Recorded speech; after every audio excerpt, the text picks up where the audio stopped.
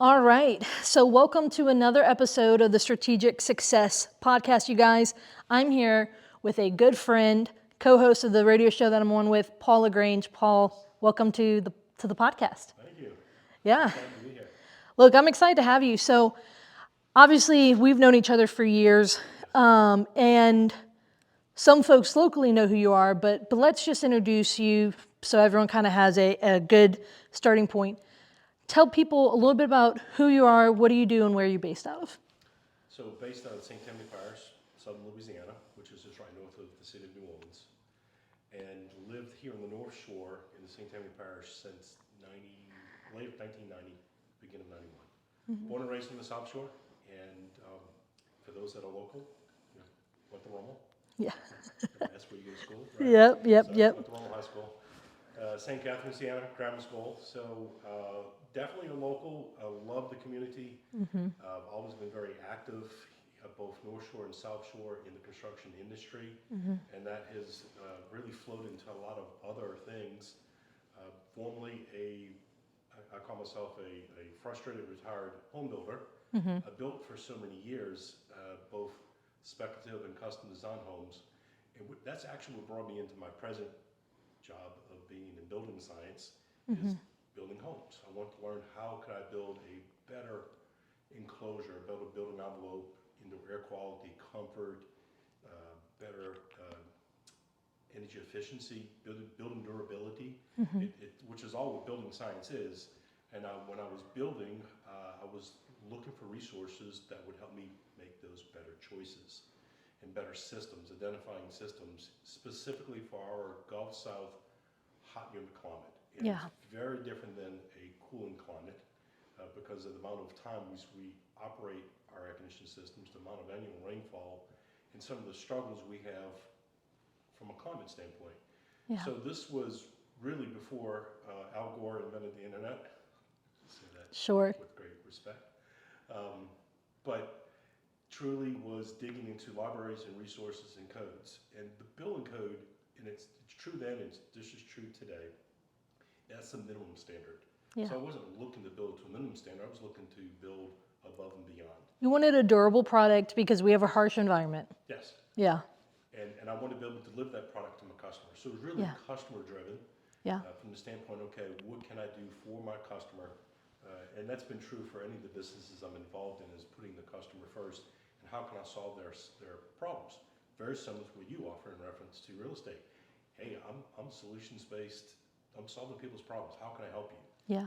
Took the same approach with construction and applied it to construction materials and methods. Yeah. So this would have been in the early 90s when I started pursuing this. So let's kind of speak a little bit to that. So you were a custom home, also spec builder, but mostly custom home builder, Yes. for many years. Yes. I think it was, 20 or 30? No, 20. How many years was it that you were a builder? Over 20, between Yeah. 20 and 30, yeah. Yeah, somewhere in that range, where you were building houses, and you're building these houses, but you're trying to build a great product. One of the things I loved is when you would build houses, you would give the homeowners a binder. You want to tell a little bit about that? So there were some homes that people were moving into that really didn't know how to take care of their house, how to maintain the home. Yeah. What were they responsible for? What tasks should they do? So I actually created them a month-by-month calendar and said, okay, on this particular month, these are the things you need to do in order to maintain your home. Yeah. But there was a really thick 3-ring binder that was segmented in different categories, and it had all the information about the warranties for all the features and products inside their house. Yeah. They had the contacts for all the subcontractors.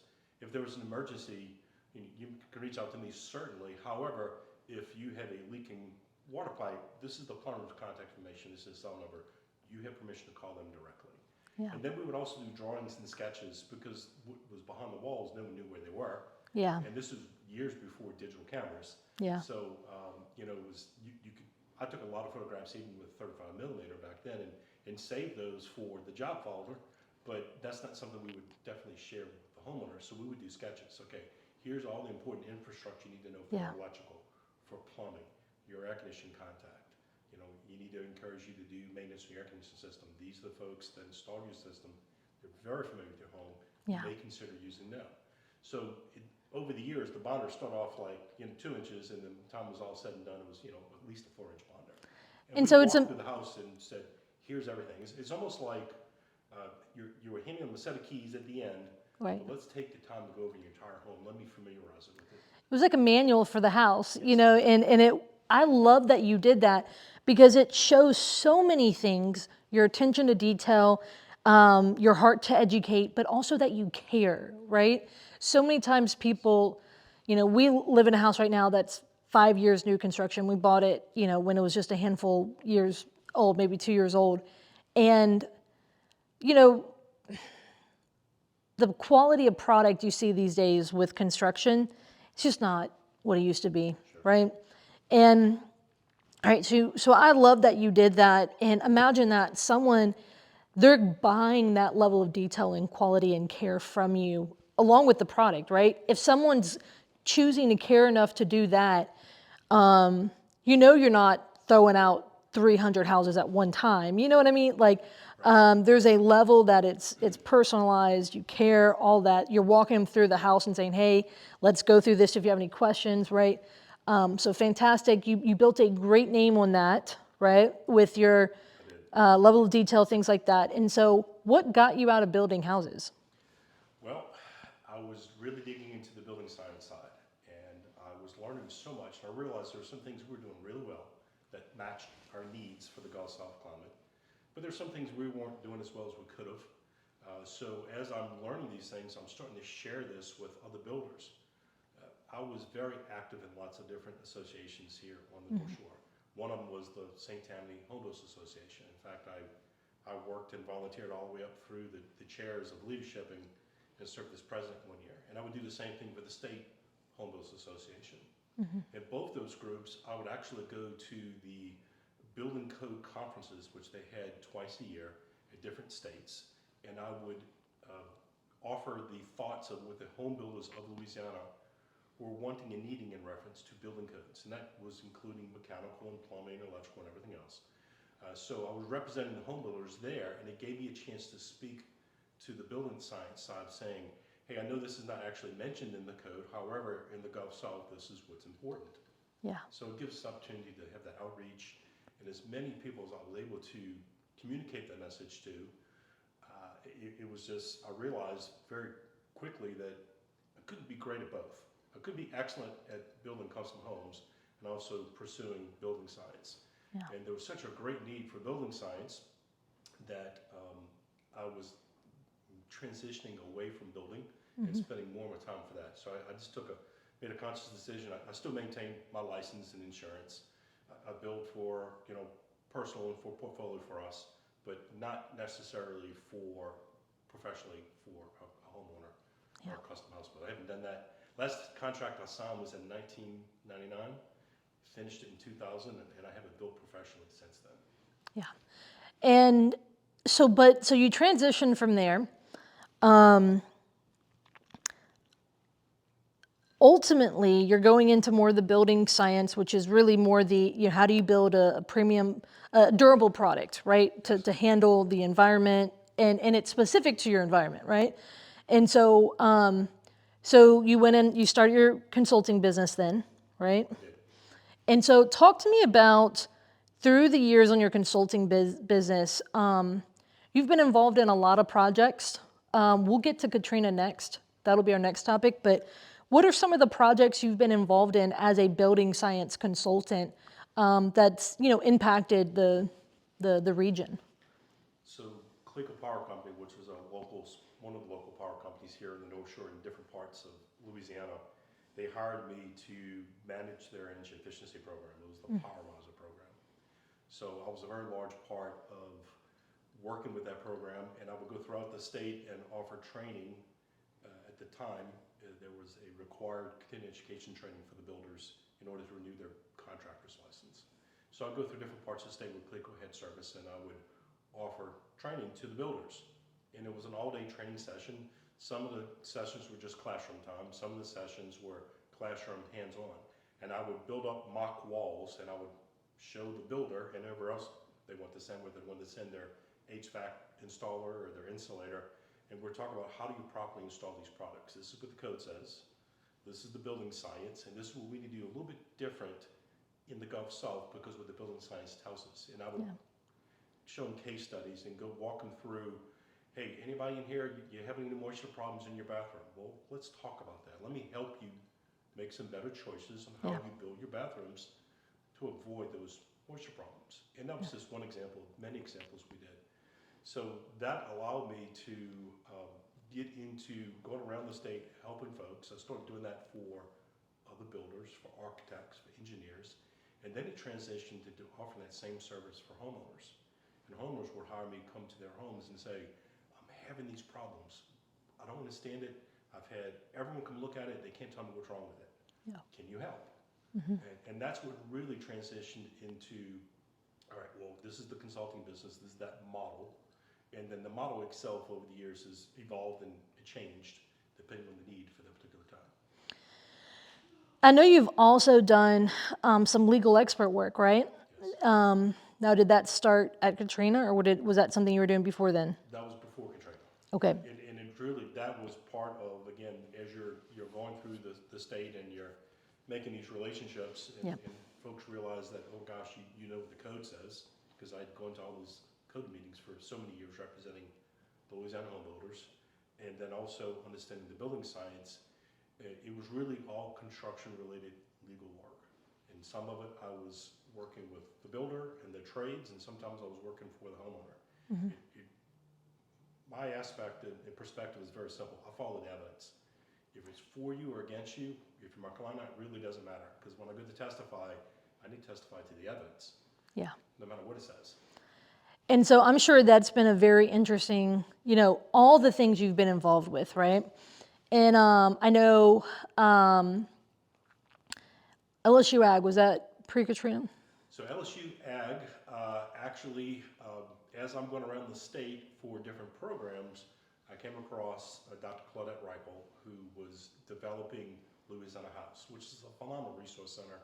It's built on LSU's campus right across from the baseball field, and it's open to anyone who wants to go to it. And it's designed to showcase everything related to building science, and also it includes landscaping and irrigation and all the outside things that the Ag Center typically would work with.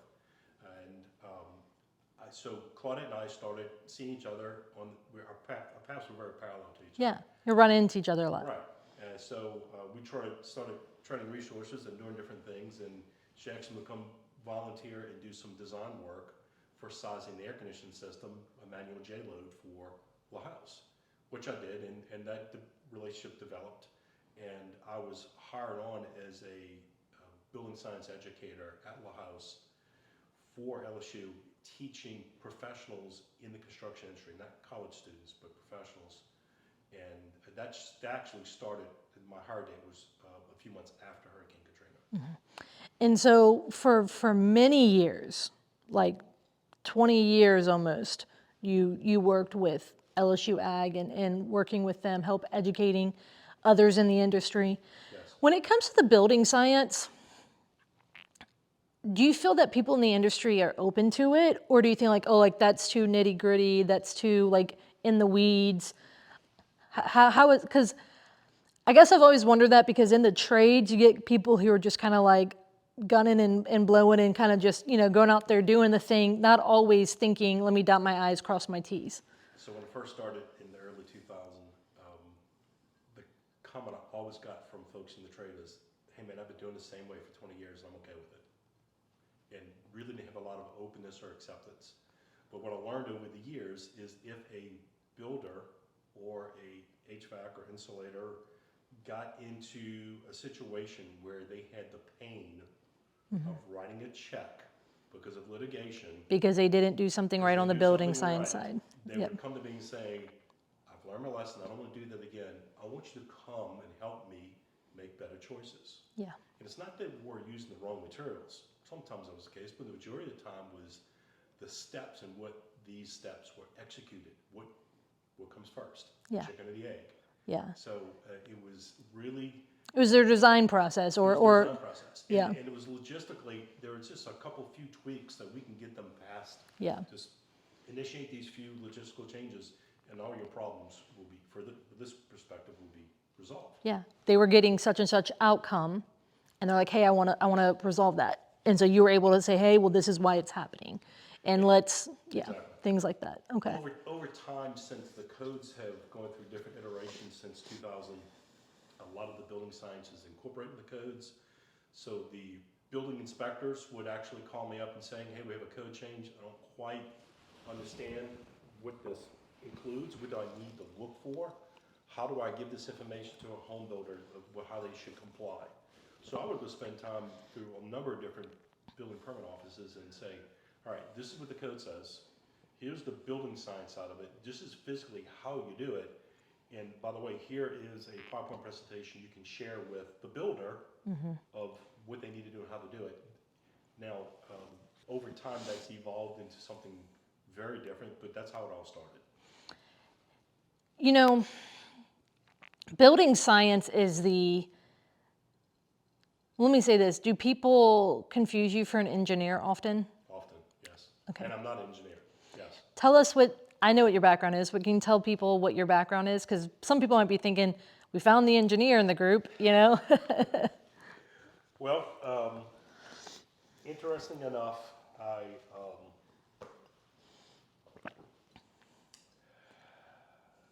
let's see, how far back do we want to go in this one?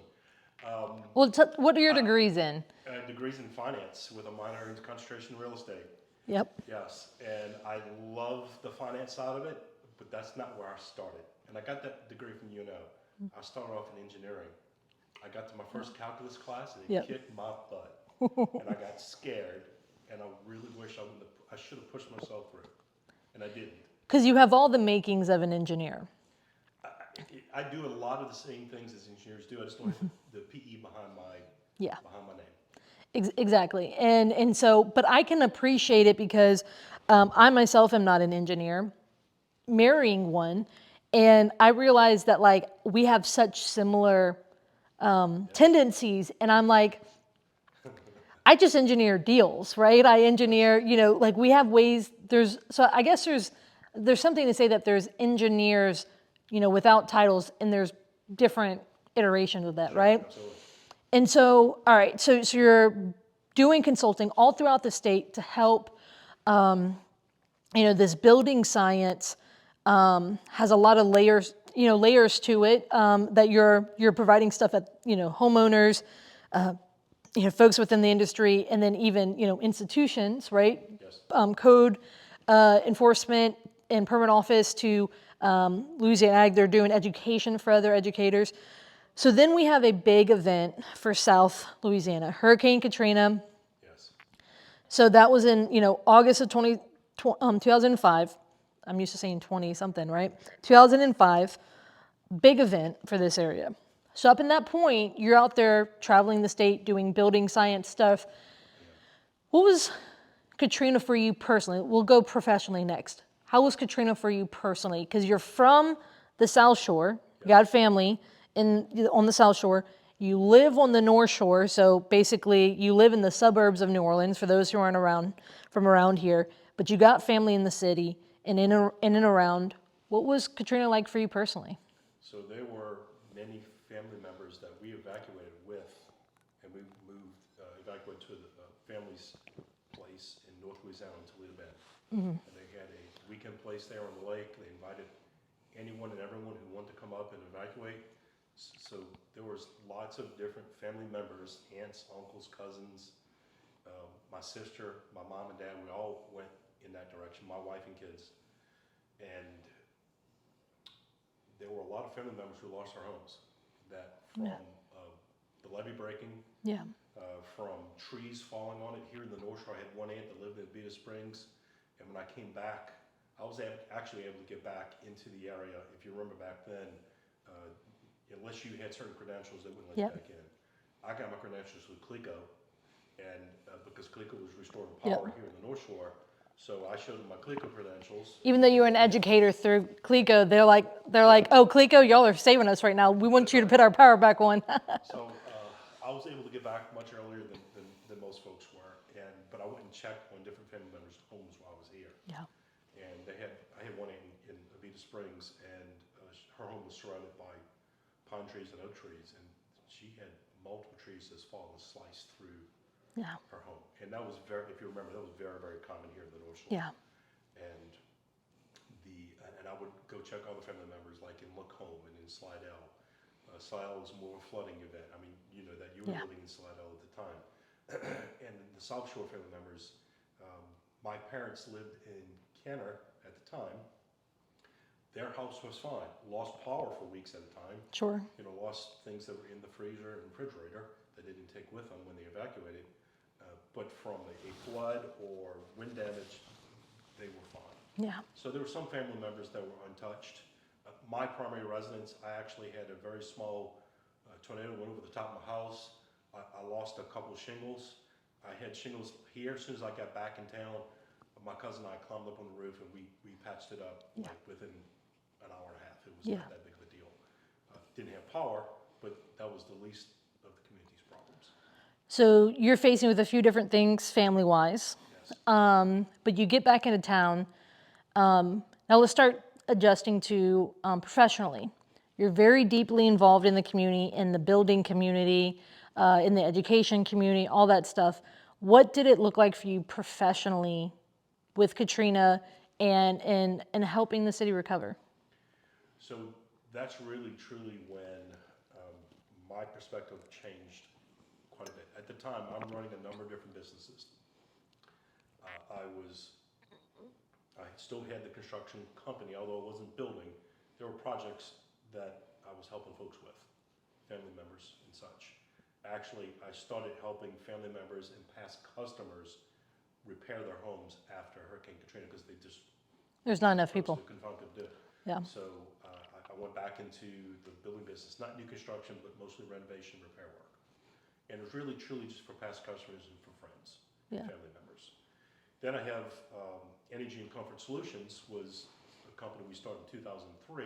Okay, so that was created then. Yeah. Really, truly was a reaction to having a need for folks to do building science improvements because even though I was teaching the building science principles, it was difficult for me to tell a homeowner, well, this is how you fix it. And the next question is, well, who does that? Yeah, who can I hire to do that? And then you got some of those guys who are like, I've been doing it the way I've been doing it since, Mary and Joseph, and so I'm not changing. Yeah. So we started Energy and Comfort Solutions in 2003. So they were very, very busy after Katrina helping folks. And then I had another company at the time that was engaged in the construction market. So we were very busy running a lot of different facets of construction-related projects. Yeah. Besides helping family and getting ourselves back on our feet, and that's where I had an opportunity to get on the radio, the Home Improvement Show. Let's talk about that genesis. WWL or Intercom at the time, now Odyssey. We were talking prior to Hurricane Katrina. Actually, I was a guest on the radio for a morning show about a month before Katrina. So those conversations were already starting. But after Katrina happened, their focus, and in the first 3 years we did the Home Improvement Show on Saturday mornings, I didn't mention my company name, phone number, nothing. It was, this is how you get back in your home, and this is what you need to do to protect your house and your family for indoor air quality problems related to mold and decay. Insurance claims, I'm sure you're talking about that. Yep. A lot of conversations about insurance claims. But also there are a lot of these houses, because of the age of the housing stock in the New Orleans region, that never had insulation before. Some of them didn't even have central air conditioning systems. They had window units. But since their house was flooded, this was the perfect opportunity to bring it up to today's standards. Yep. So we talked about how to improve the structure for wind mitigation, how to help and manage the moisture, how do you insulate it, how do you design the air conditioning systems, what do you do for windows? I mean, all the building science questions, we never called it building science, we called it home improvement. Yeah. Right?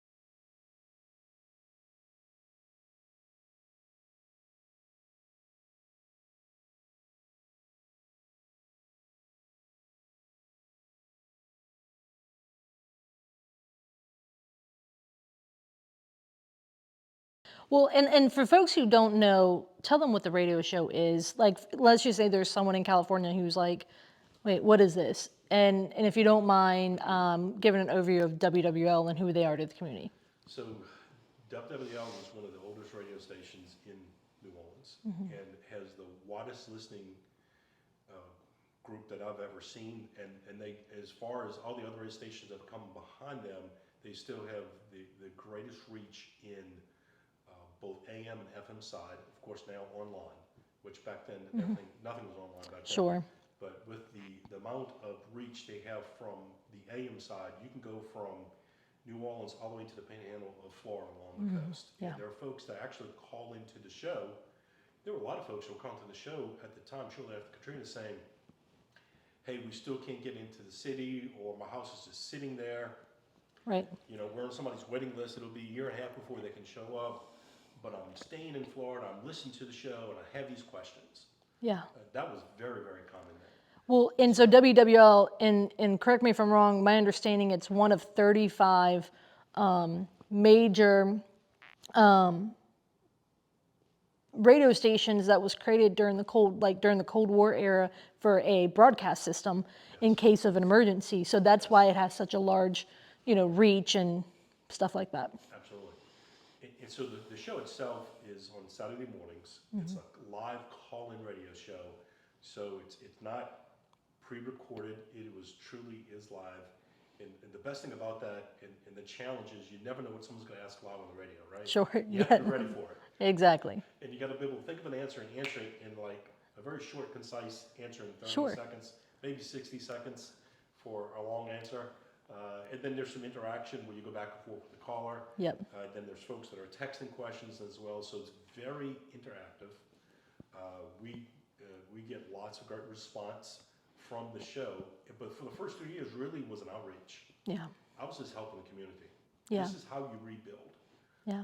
And it really has catapulted from there to people are calling questions that are just really, now after each storm event, we circle back to hurricanes. We circle back to, what I need to do because of a damaged house.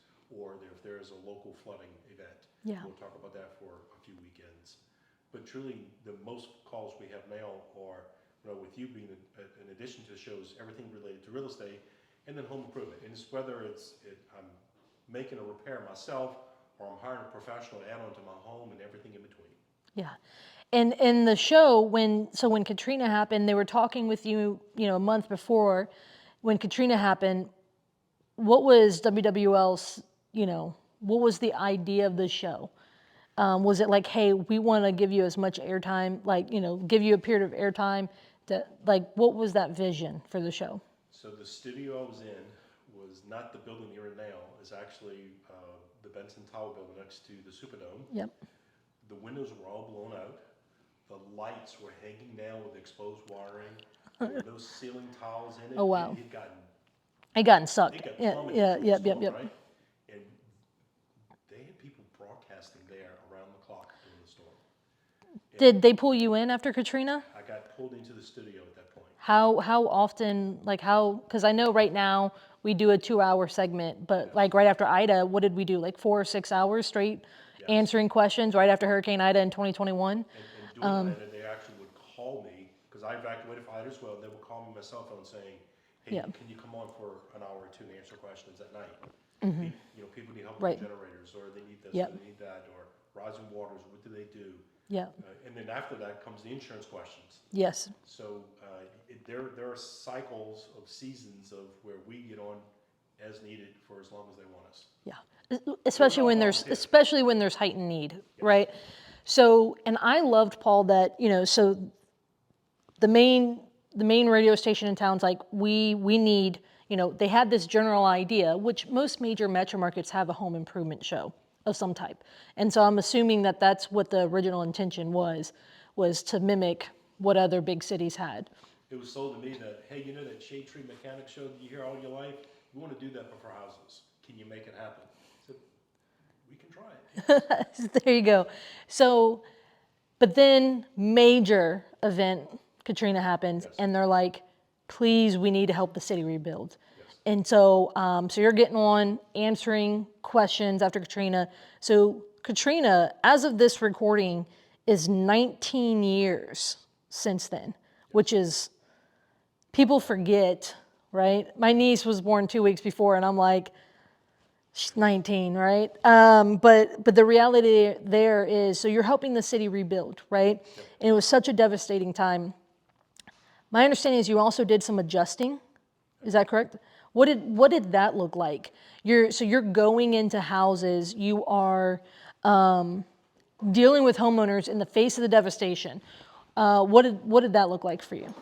So it truly was a means to help people that were having some challenges and frustrations with their adjusting process. And the insurance community and market is very different today than it was in Katrina. Yeah. And the challenge with Katrina was separating flood policy damage from wind damage. Yeah. Like what type of event, like what caused it? Yeah. Caused it. And back then, the lines were a little blurry. Yep. In fact, I served in federal court as an expert witness on a couple of those cases saying, no, this is the flood damage, and this is the wind damage, and you got two separate policies, sometimes two separate insurance companies Yep. that administered those policies. And this is what's covered in this policy was it. So it was really helping take that gray and turn it to black and white. And identifying with great care and skill saying, this is how we differ from one policy to the other. Now, when you were adjusting, were you working with homeowners or were you working with insurance companies? Both. Both? Yeah, whoever came to me said I needed help. Okay. Yes. And so you got to see a ton during that time, and then you're getting on the radio show. Going back to the show, I love that you spent the first, 3 years just pouring back into the community and helping them. Not a single time saying, hey, I have a consulting business, I have these other sister companies, any of that stuff. And so, because your heart, Paul, and for all the years I've known you, your heart truly is to give and to help, right? So then, you've been on the radio all these years. So almost 20 years now, you've been on the radio darn near every Saturday, Yes. give or take a few that, gets preempted with sports, stuff like that. So that's been, what has the role of being on WWL looked like for you professionally? Like, how has that impacted your professional career? So it certainly gives you name recognition. Sure. It gives you some street creds for sure. But it truly is, and I hear people say it all the time saying, I hear you on radio, you're not really selling yourself, you're just providing information. And that has been my perspective from day one. And it still is today. Even in today's shows, very rarely would I mention the name of the organization. I mention my email more than anything else, but the email is, hey, if you have questions during the week, send me an email. Let me see if I can help you out. Yeah. Where maybe you can't wait until Saturday's radio show. Yeah. So it truly is that. It really has given me, truly has forced me to come up with short, concise answers that everyone can understand. And that is a difficult thing to do. Lord, I think that was the hardest thing for me because, okay, this is going to be an hour-long podcast, right? There's a very different medium to when, this week I'm speaking at a conference, an hour and a half. I can take one topic and have an hour and a half. Some of y'all give me 2 days, 3 days on a workshop and let me speak for 2 or 3 days and I can get it. But now I have to get it all done in 60, 90 seconds, Yes. Maybe even less. And I'm doing it with civilians, right? On top of that. That sometimes don't know how to ask the question correctly. That's right. Exactly. And sometimes you're like, I'm not standing there. I can't you know what, why don't you email me? And I've always appreciated, again, it's like, hey, how can we help? Because in essence, it's looped in with talk radio, right? And so the majority of our demographic is, an older generation. And, it's been a great honor and pleasure of mine. Thank you all those years ago when you invited me on, because, being able to help folks time and time again that, life is already hard, but then when you throw in, I'm on a fixed income, but my roof's leaking, or, name whatever, right? And those things are huge, right? And so, So, okay, so you're still doing the consulting, still doing the legal expert witness work, Yes. you're still on the radio. Talk to me about, Managing Comfort Solutions. yes, still have some of those business partnerships, yep. Yes. So talk to me now, what's some of your focus looking forward? You were showing me right before we started recording your two precious grandbabies. Yes. You're in your grandpa era, Yes. and so yeah, talk to me about what that looks like. So, and you and I have shared this numerous times in the past that I have tried to bring in and mentor folks to teach them building science in the effort to one day to pass along those efforts of crawling through attics and in people's homes to someone younger Yeah, who has been trained and shadowed me for a year and has a yeah, level of knowledge and confidence that he can help other folks. sure. Very specialized knowledge. It's an extremely specialized niche. It Yeah, really is. And that has not been very successful in the past. yeah, But in the last few months, I've been taking my youngest son, Joshua, with me. So he's attending trade school on Monday and Wednesday. He's hanging out with Dad, crawling through attics and these houses on Tuesdays and Thursdays. It's worked out well. He has a level of interest that I'm hoping continues to grow yeah, because this will be the perfect handoff yeah, as he is transitioning from leaving high school, because he's dual enrolling this year, it's his senior year of high school, into trade school. a professional trade, right? Yeah, And I think he would do rather well with it. It's great that we've built this business up for all these years. I really want to transition away from that and more towards the legal expert work because I truly want to, folks look at retirement a little bit different. I'm not looking to retire to not work. I'm looking to retire to do more things I want to do with my grandkids and my wife, yeah, my older yeah. children. So that's That time freedom not to go sit on the couch or fish or something. Absolutely. Although you might fish some, but it's yeah, I get that. And so I know with Joshua, I think that would be we'll see. I think that would be so exciting because I know, you know, it's not just you're looking for someone who has a knowledge, but someone who can carry the heart and the spirit of your vision. And so and you got to have someone that wants to serve people, and that's really what it is. We're serving the folks. yeah, exactly. Now I know your family has some history in real estate investing. I know you've told some stories of, was it your grandfather going around collecting rent with a grandfather and stuff? And so you have some investments yourself. And what role has real estate? So you've mostly been a business owner, so consultant, business owner. What role has real estate investing played in this journey for you? So growing up, as you mentioned, my grandparents had rental property. In fact, they lived in a duplex. They rented one side out and lived in one side. And so I was exposed to it to a very young age. And I remember driving around the city with my grandpa and checking on houses and collecting rent, but he was also checking on houses that he had gotten his kids to purchase, my aunts and uncles and my mom and dad, right? So he grew up with real estate and he just transferred it to my parents and their siblings, and then it automatically, I really didn't think anything different. It was what you were. It was what you were exposed to. Absolutely. Yeah. So the very first investment property we had was a duplex. Duplex that I built, bartered a lot of deals with a lot of other people in the trade. Did a lot of sweat equity myself. My wife and I, Charlene, did it together. We had help from family, from lots of other friends that are in the business that we bartered with. I'm a huge believer in bartering. I think it's a great value. Yeah. Still do it today. Yep. And so we lived in one side of the duplex and rented the other side out. The hardest thing at that time was actually finding a lot in St. Tammany Parish, on the western half of the parish, which is where I was living, where that land was zoned for multifamily. Yeah. It's not so common over here. It's not so common. New Orleans, they're everywhere. Everywhere. Here, not so much. Not so much. But was able to do that, got it in, and set up with this works. This works really well. We're going to continue to do that. So shortly after, I had another opportunity of a house that I built, a custom home that I built for a customer the previous year.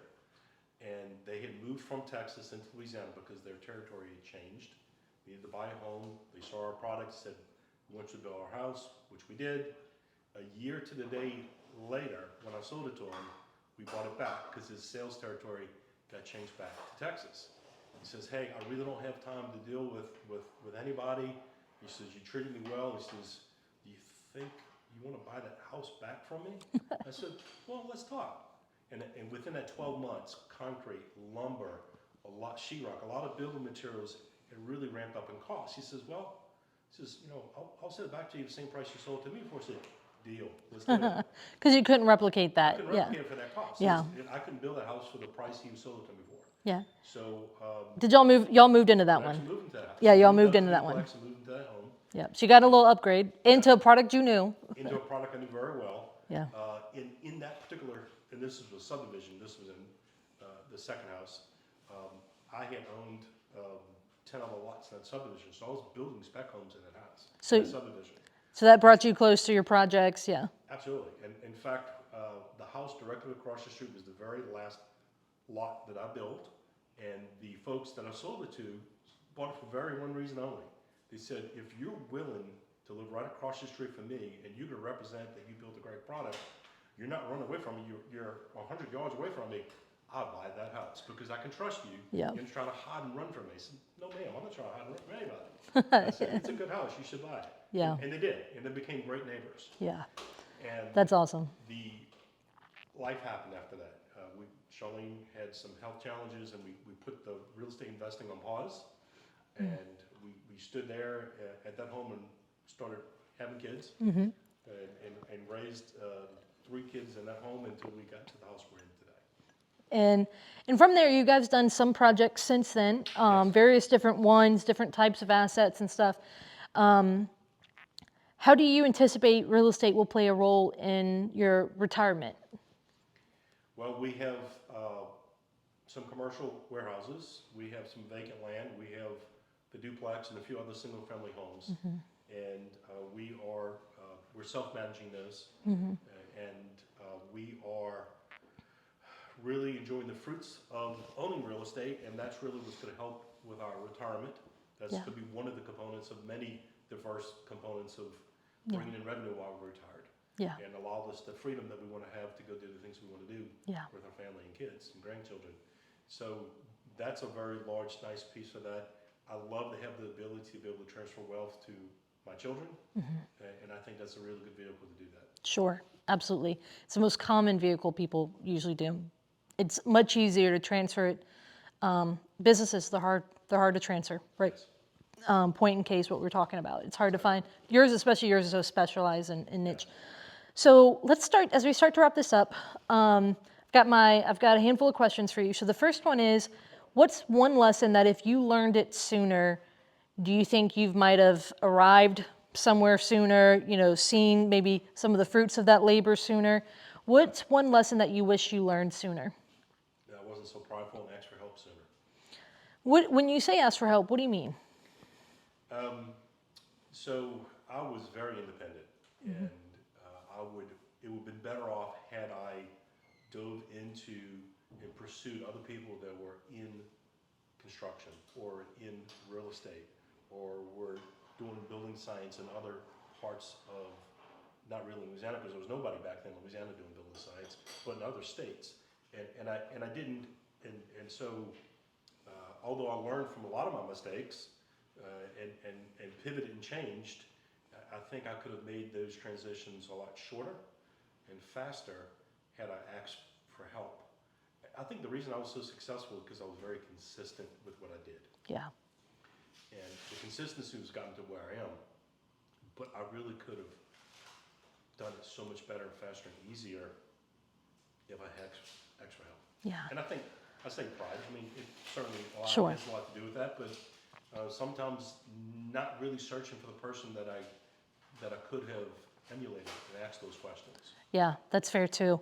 All right, so your next question, when you think about, you're so involved in the community, giving back to the community, helping in so many capacities. You've helped locally, you've helped, statewide, you've also helped nationally in different capacities too, in federal cases as well as just other things. What do you want your legacy to look like on the New Orleans community?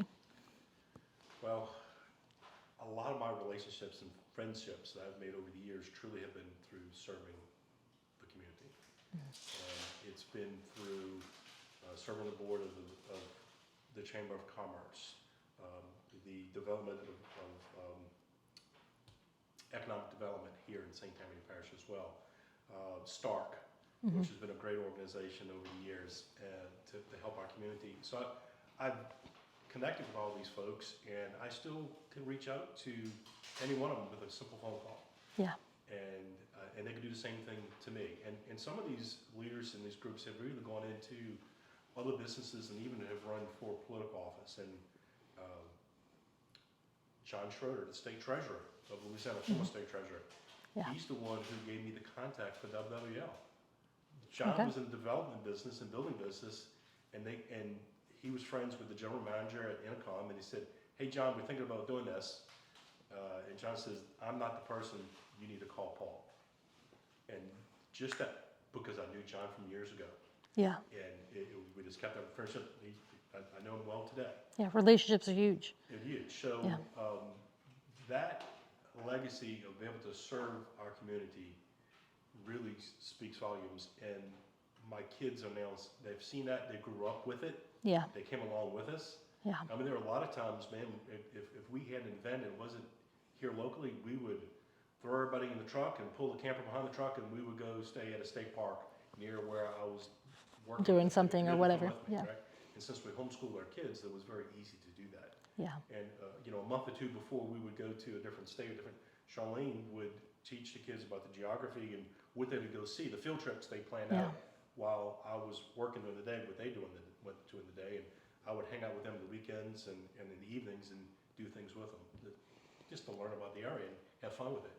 Yeah. So having that with my family involved in seeing it, they themselves are also serving the community, which is pretty cool. Yeah. And we get to serve alongside of them. I love that. Really cool. So that ties into one of my last questions, which is your legacy. What do you want your legacy with your family to look like? Yeah. And obviously they got to see so much of you giving back to the community, and I love that they're pursuing that.